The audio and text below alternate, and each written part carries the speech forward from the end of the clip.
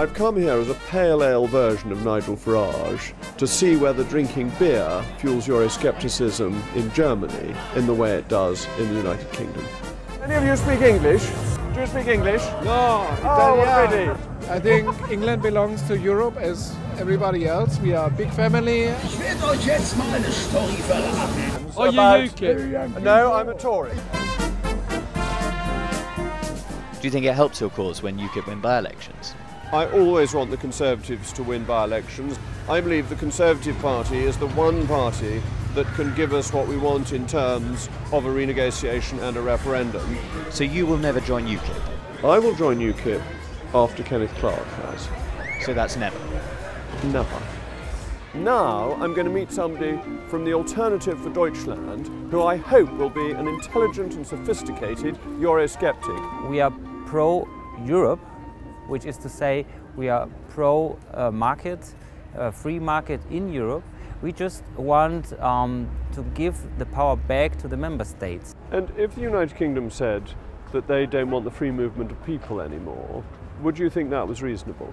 I don't think that is on the long run a good solution. I think the freedom of movement within the European Union is a good thing. It brings a lot of benefits. Well, there may be balm in Gilead, but not a great deal. German Euroscepticism is milk to British Euroscepticism's brandy.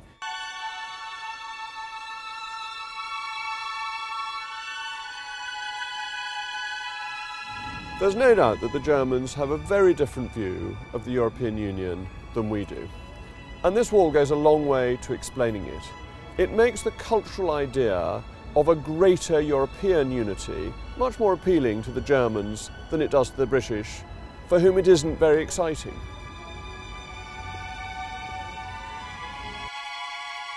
There's oodles of goodwill. Germany wants the UK to stay in the European Union.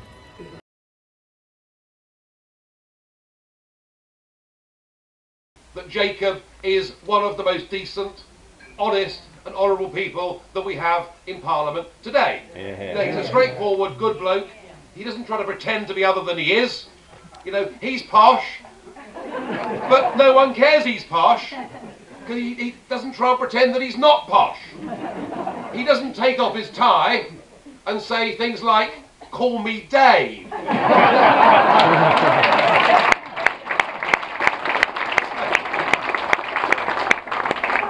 Like a bit of honesty from people, don't we? And people being as they are.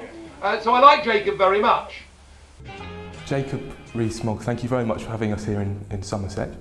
Would you say that you share more common ground politically and ideologically with Nigel Farage than you do with David Cameron?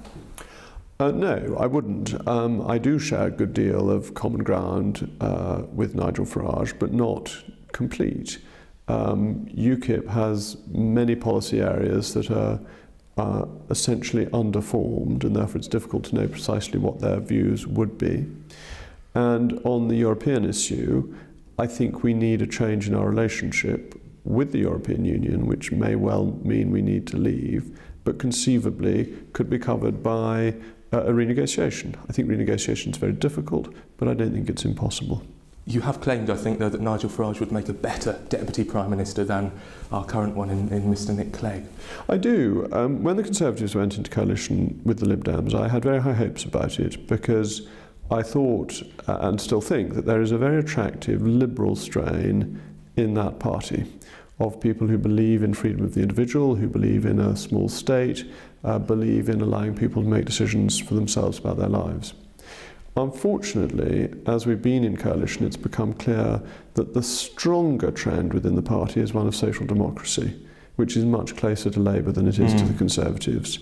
Nick Clegg has been in a difficult position. I think he has done a national service by going into coalition. I think that was the right thing for the national interest, though not for his party's interest, and he deserves credit for that.